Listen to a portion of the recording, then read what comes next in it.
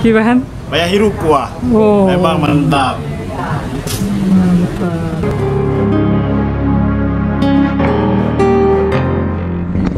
Kamu dari Samalanga, juga masakan di Banda Aceh. Ahli yang sebenarnya nyopat dulu. Oh iya. Nah, yang alat punya urusan urusnya.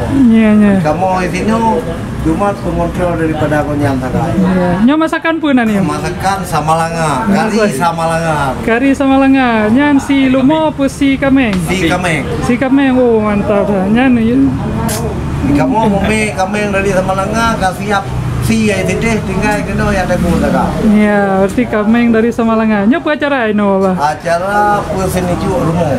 Oh, alhamdulillah. Bang Yan. Bang Yan. Oke.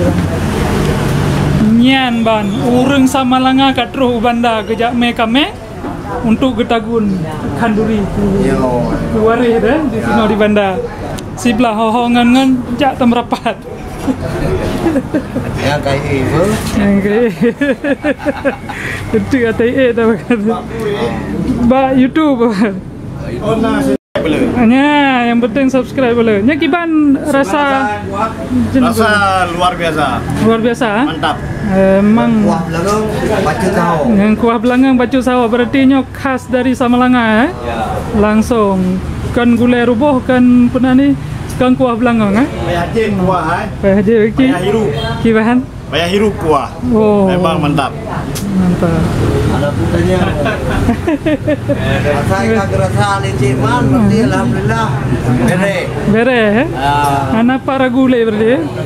Kamu ini yang mata-mata dari Samalanga menjadi penuh. Oke.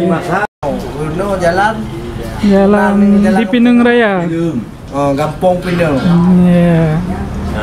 Nah, Bang Rabo di sini. Dong pikir kan, Hah?